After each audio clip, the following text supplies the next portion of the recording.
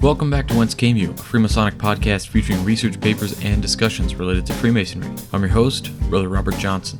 Well, the news for this week. Firstly, I want to say that the turnout for the last episode with Brother Mike Shirley on leadership was tremendous. Lots of downloads and lots of great comments. I have a ton of great guests coming in the next few weeks, so you can definitely get excited about that.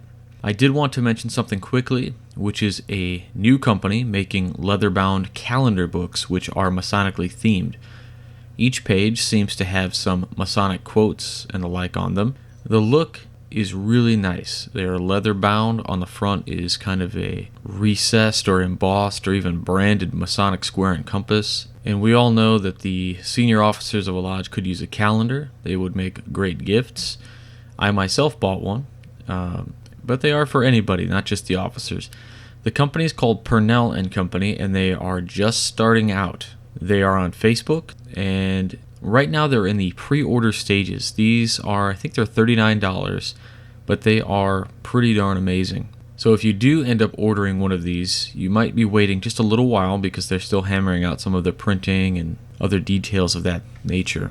But if you do get a minute, please go check those guys out. I might be working on doing a special project with a couple brothers up here in my northern area of Illinois. There are several Masonic books out there which are very old and have no copyright. And these books are fundamental books of Freemasonry and its kindred sciences. And in an effort to bring these books to those who have a hard time with reading or just don't have the time, I may be producing audiobooks of these and freely distributing them. More on this as it evolves. This will be kind of a team effort with some other brothers around here, but I will keep you all up to date as soon as I know more.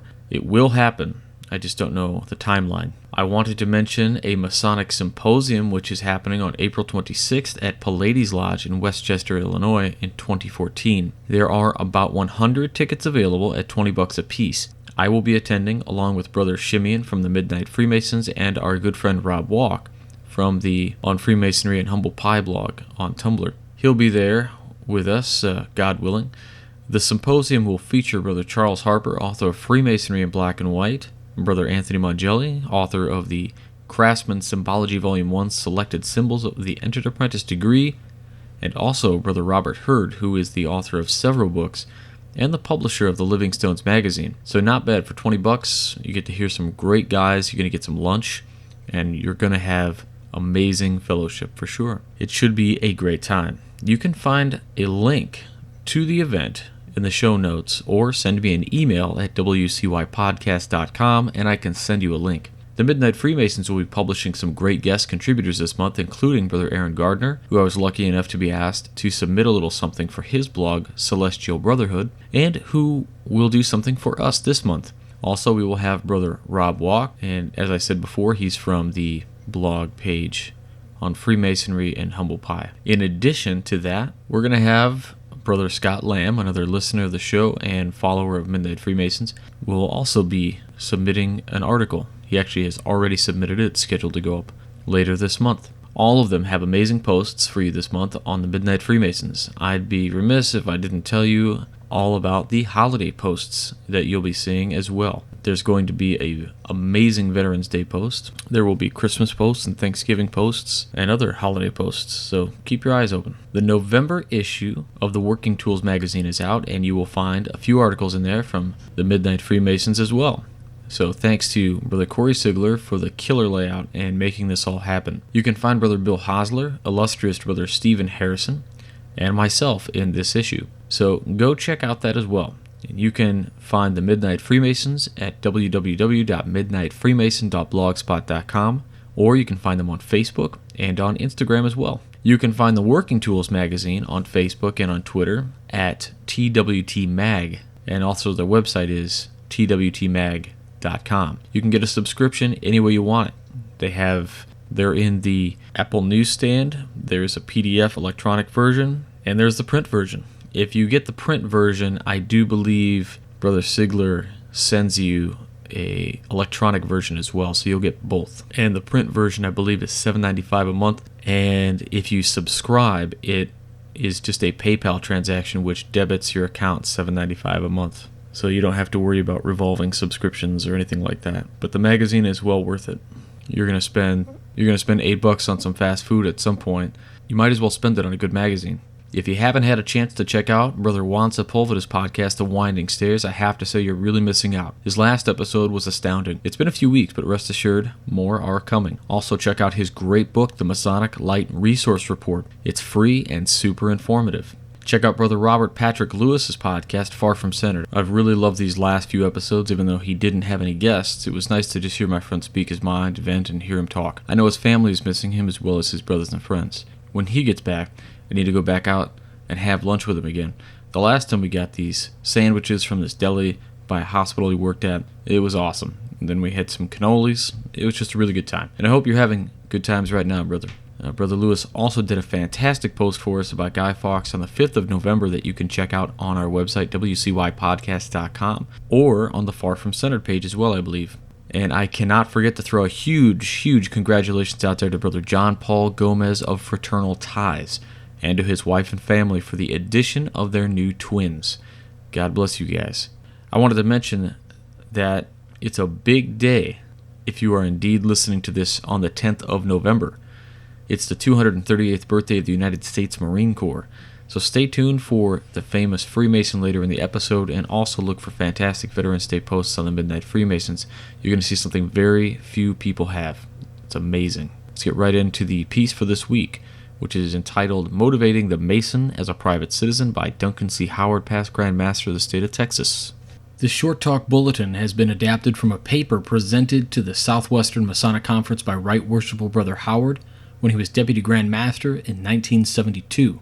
Howard Hill, the famous bow hunter, says that unless you know the habitat and the nature of the game you hunt, you are not hunting at all. You're just walking in the woods. Our discussion will include some background in the habitat of citizenship and some discussion of the nature of Masonry and the principles of motivation, or else we're just talking in the woods.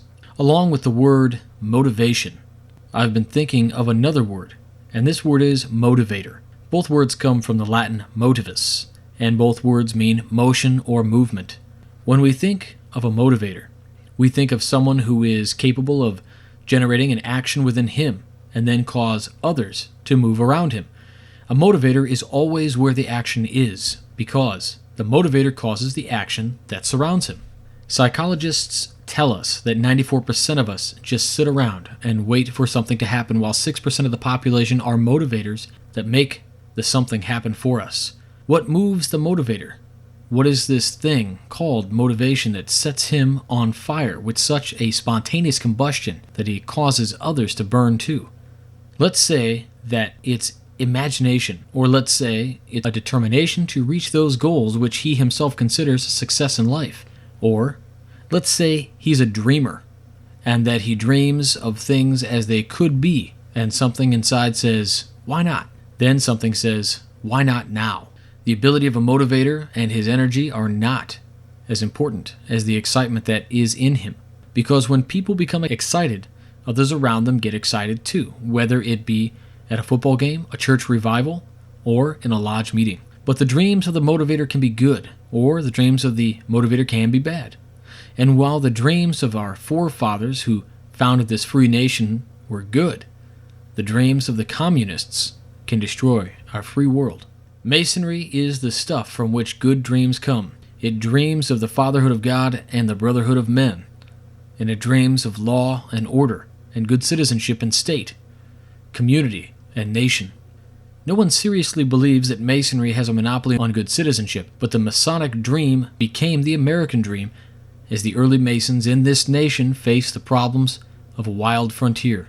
But they had imagination, and they had motivation. They had motivation for law and order, and they had motivation for better living in their community. These early pioneer Masons became the motivators to establish free schools, free churches, and free Masonry wherever they lived.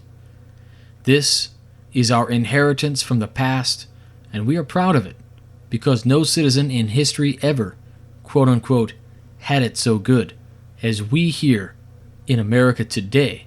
And even though America has its faults, since its citizens are human, let us not forget that this is earth we live on, and that our country is the best that men have ever devised. The Masonic dream is the best dream for Masons tonight. And if enough Masons will dream, it can stay as the American dream for tomorrow. But to maintain freedom, we still need the motivations that our forefathers had. We still need to be motivators, like our forefathers were. And we still need the dedication to stand up and be counted as our fathers did. The habitat of citizenship involves all people living within our country or community of government. The young, the old, the rich, the poor, the Mason, and the non-Mason. All citizens receive benefits from society, and all citizens owe a debt of obligation for the benefits they have received. In America, we say that we live in a free society. We say that we are free to make our own decisions, but a free society depends, for the sake of its freedom, on whether its citizens will behave in such a manner that their actions are considerate of other people. In America, we operate from a sense of pride in the things that are good for all people. We operate from a certain feeling of patriotism or love of country in return for the privileges of being free citizens in a free nation. If we were asked to pay our debt to America, we would all become bankrupt, because so many good things have happened to us because of our American citizenship that we will always be in debt to our country, and this alone should motivate any Mason as a private citizen. As Masons, we recognize the foundation of the American way of life to begin in a family unit. This is our first duty of citizenship to our family. And if Masonry is to effectively motivate its persons and members as private citizens, it must start with the family unit.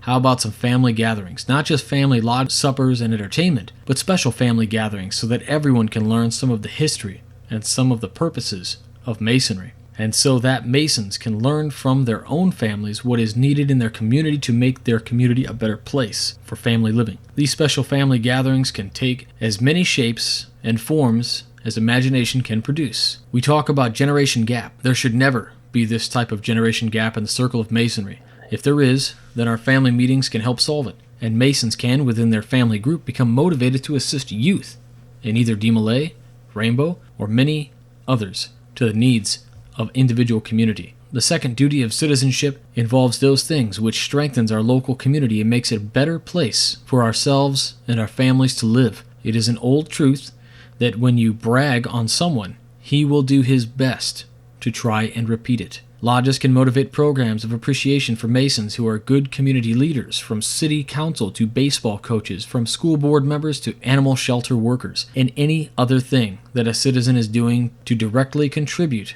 to the betterment of his community. These are all high-pressure, non-salary jobs, and these Masons show an unselfish dedication to work free when many other citizens quote-unquote pass the buck. They are called upon time after time to serve their community, and too often are criticized, trying to run things in their own way. But the hearts of Masons are with them as they practice out of the lodge those things that they have been taught to do while they were in it. There is another side of this motivating process, and that is that birds of a feather flock together, and these good Masonic citizens who are serving on school boards and committees can attract others to become Masons too.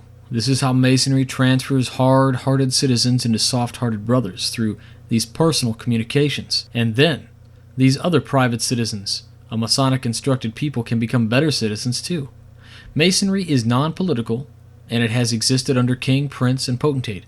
None of our teachings ever stressed one form of government or the other, but century after century and year after year within our walls we have taught the principles of democracy. It is a wonderful feeling to be able to support freedom for your country and still be involved with the principles of Masonry. There is nothing wrong with a Mason as a private citizen to ask another Mason who is qualified to seek a political office. It is good Masonry, and it is good for a lodge program to discuss such things as a community hospital, the needs for the blood bank, etc. And then, it is just plain good citizenship for the member so instructed to support these things in their local community. The ways and means to motivate Masons as private citizens are as endless as the imagination of the master or of the program chairman. It is a matter of motivating through excitement. And the next problem is just of communication so others will know how best to serve in their community. Thomas Jefferson wrote that men are happiest when they are serving mankind and gripped in the throes of achievement. This is true, and Masonry is a magnificent preparation for community service.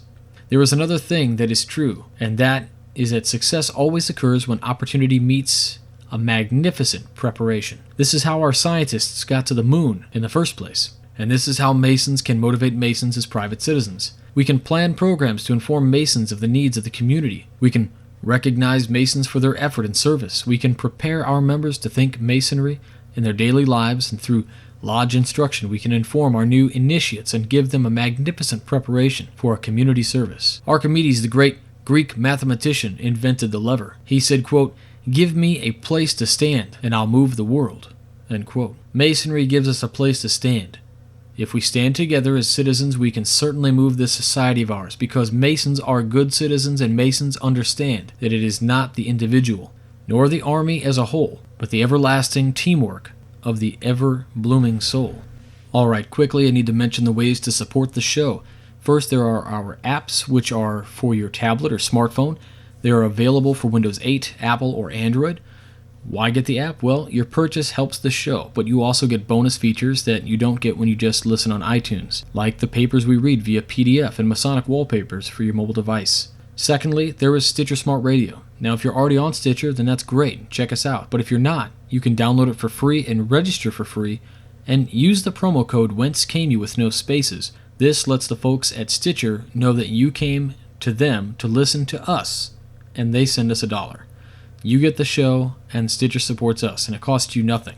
Thirdly, we have an affiliate with Onnit Labs. They make all kinds of healthy living supplements and fitness equipment. A new product that they just launched is a new vitamin water type drink, which has Alpha Brain already in it. Alpha Brain, if you don't know, is their flagship product. It works. I use Alpha Brain. Brother Brian uses Alpha Brain. It's great stuff. Really makes you focused and just makes you aware of things in a better way, I guess, is the only way I can describe it. It's awesome stuff. There's no GMO or caffeine in it either. In fact, they even got rid of the dyes in their capsules because they're so dedicated to a pure product. And by the way, everything that Onnit sells is certified vegan approved, so there's no animal anything in any of the supplements. So check it out, and if you don't like it, you can get your money back, and you even keep the product. You shop with them by clicking through our website, wcypodcast.com, and clicking on the links for Onnit Labs. And as a thanks, they're letting us use the promo code WCY at checkout, and that will give you 10% off in addition, so it's pretty cool. If none of those things seem to be to your liking, but you do want to support the show, you can always donate. We have a link on the site, wcypodcast.com, which is set up through PayPal, so it's totally secure. I want to remind you all that all the money we make from this stuff goes only into the show.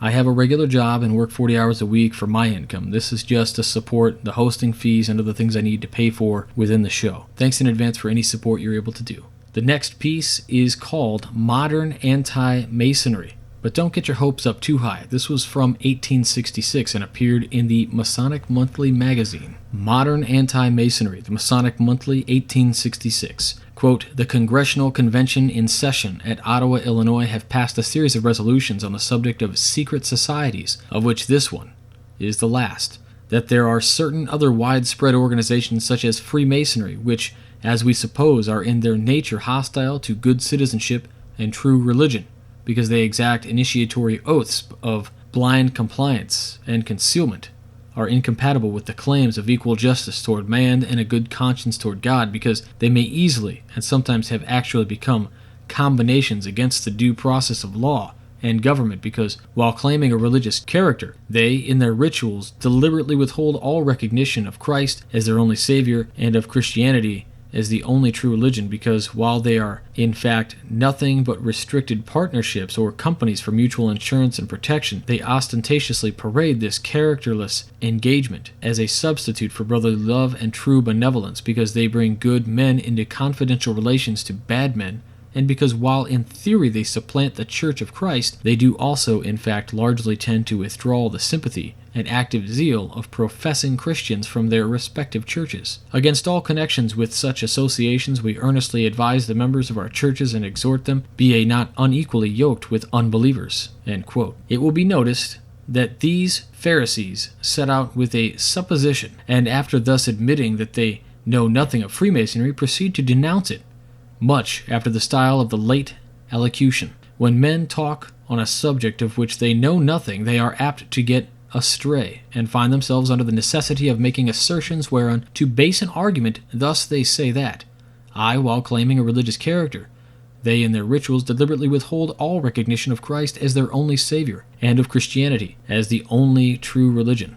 End quote. We do not claim a religious character, neither do we publish our rituals for the edification of these sainted gentry, and therefore they cannot and do not know what they recognize, or from what they withhold recognition. We do not publish the fact that Masonry recognizes no sectarianism, that within its fold of men all sects and forms of the worship may meet and fellowship, that while in all probability a majority of us do believe in the divinity of Christ and the truth of the Christian religion, many of us do neither, and they are nonetheless Masons on that account, nor have we any questions to ask as to the peculiar tenets of their religious beliefs. And had our defamers followed the admissions of St. Paul and sought a reason for the faith which is in them, they would have at least have ascertained that their denunciations had not the ghost of truth to rest on before they undertook to make themselves ridiculous by asserting positive untruth, and then rearing a card house of fallacy upon it. We can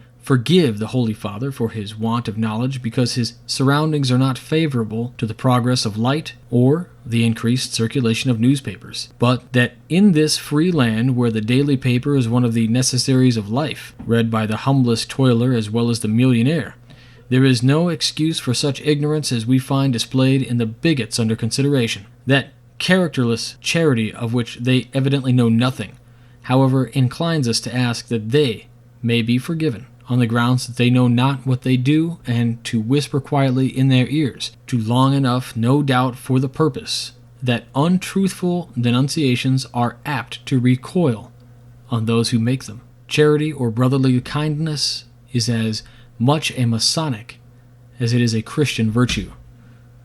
Reverend Dr. Slade. So what this was basically, it was published in the paper, something that really slandered Freemasonry. And this was the Reverend's response to the people who wrote that article. Pretty interesting. And it is of the day of 1866, so the language is a little different. And being in 1866, it is basically telling this guy where to go, which is an art form in itself. Next, I want to go into the Illinois Masonic Charities segment. As many of you may know, I am working with the Grand Lodge of the state of Illinois, and I sit on the Charities Committee. And part of my job on the Charities Committee is to promote the Masonic charities of the Grand Lodge of the state of Illinois. But as I've said in previous segments, these stories are not exclusive to Illinois Grand Lodge. These stories are at every Grand Lodge. I guarantee you can find stories like this. And in the past 3 segments that we've done, I've talked mostly about the elderly and how we've helped them out. Well, this story is a little bit different. It involves a younger generation. So I'd like to share the story with you. This is the story of a 40-year-old Master Mason in continuous good standing. He and his wife have 3 children. The youngest child is 11 months old and has had 3 heart surgeries related to anomalous pulmonary venous return condition, or known as APVR. He has been in intensive care most of his short life. This newborn has also been diagnosed with cat eye syndrome, a chromosomal abnormality. Prior to the birth of his son, the brother did not have any financial issues as both he and his son's mother were working. The unexpected medical concerns of their son were the beginning of their financial downfall. Choosing to remain with the baby, the mother resigned from her job, and the applicant traveled to the northern part of the state every weekend for 3.5 months, thus incurring many expenses for gas and lodging. As funds depleted, the credit card bills, utility bills, hospital bills, etc. increased substantially. As our Illinois Masonic Outreach Services Director interviewed this applicant in his modest home, the despair on his face and in his voice were apparent, very apparent. He was embarrassed that he was in this predicament, even though it was through no fault of his own.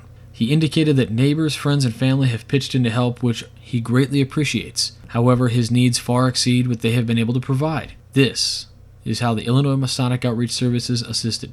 We made the following one-time payments to get them back on their feet. We made a one-time payment of $1,970 toward his utility bill. We paid $663 in outstanding medical expenses. we granted a monthly stipend of $1,500 per month until he is able to get back on his feet. That is so incredibly generous, because what a lot of people fail to realize is that just that last thing, granting somebody $1,500 per month until you get back on your feet. I don't know about all of the listeners. I know some of you guys make lots of money, some make no money. I don't make a whole lot of money. $1,500 to me is a lot of money. And it's incredible that we were able to do these things from the Illinois Masonic Charities Fund. Now, again, these are not just charities exclusive to Illinois. Every Grand Lodge across the United States of America has some charity funds. Many of them have CHIP programs, which is the Child Identification Program. Huge success. There are the children's homes, the retirement homes. And then there are just these general funds where we can put money and help brothers who apply for it.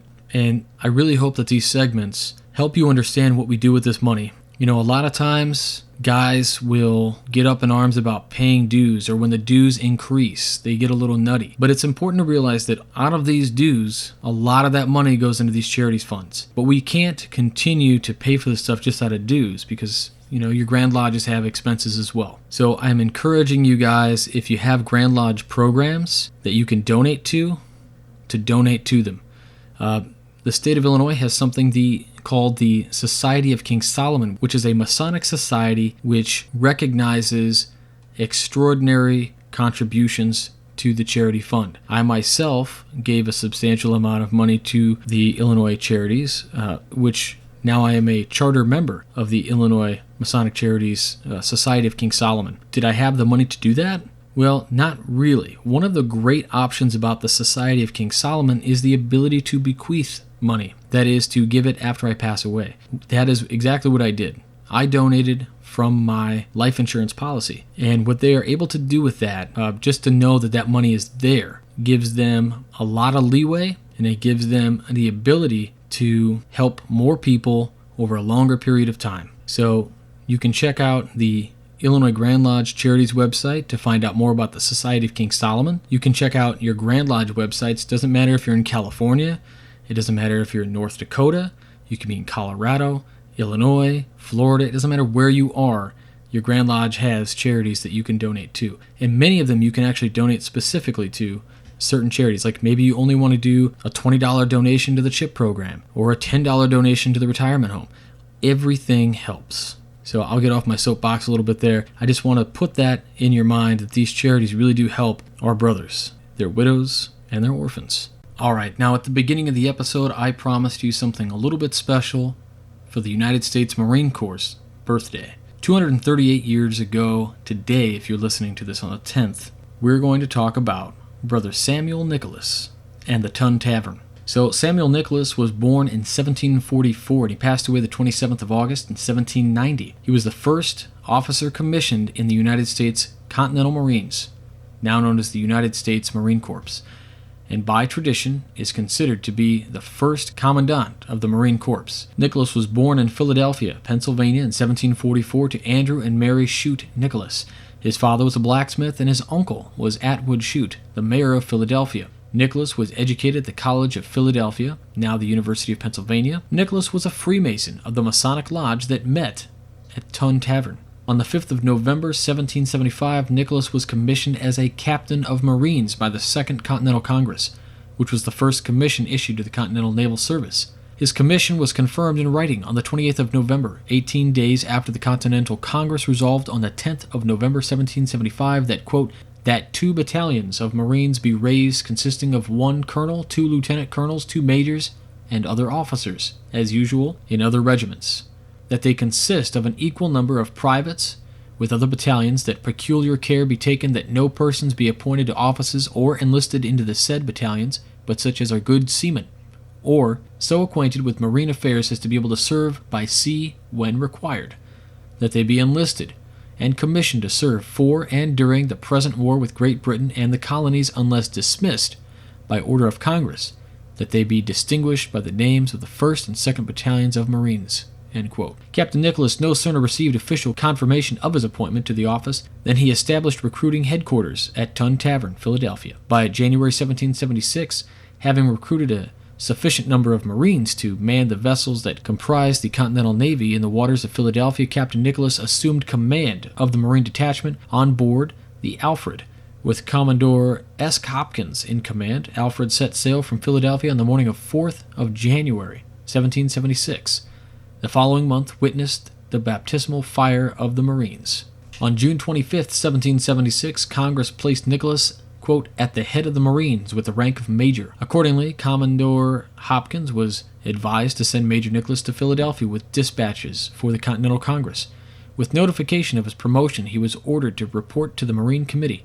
The committee detached him from the Alfred and ordered him to remain in the city, quote, to discipline 4 companies of Marines and prepare them for service as Marine guards for the frigates on the stocks, end quote. Having recruited and thoroughly organized 4 companies, he requested arms and equipment for them. After the disbandment of the Continental Marines and Navy following the end of the American Revolutionary War in 1783, Nicholas returned to civilian life and became an original member of the Pennsylvania Society of the Cincinnati. He passed away on the 27th of August, 1790 in Philadelphia during an epidemic of yellow fever, and is buried in the Friends Graveyard at Arch Street Friends Meeting House. 3 ships in the United States Navy have been named the USS Nicholas in his honor. On the 10th of November each year, the date celebrated as the Marine Corps' birthday, Nicholas's grave in the Arch Street Friends Meeting Graveyard in Philadelphia is marked with a wreath at dawn by a group of Marines. Now, as you heard me mention, the Tun Tavern. The Tun Tavern was a tavern and brewery in Philadelphia, Pennsylvania, which served as the founding or the early meeting place for a number of notable groups. It is traditionally regarded as the site what would become the United States Marine Corps held its first recruitment drive during the American Revolution. It's also regarded the birthplace of Masonic teachings in America. The tavern was erected in 1685 at the intersection of King, later called Water Street, and Tun Alley. Tun Tavern was named for the Old English word tun, T-U-N, meaning barrel or keg of beer. In the 1740s, a restaurant, Peggy Mullen's Red Hot Beefsteak Club, was added to the tavern. The Tun Tavern hosted the first meetings of a number of organizations. In 1720, the first meeting of St. George Society, forerunner of today's Sons of the Society of St. George, was held there. The society was a charitable organization founded to assist the needy Englishmen arriving in the new colony.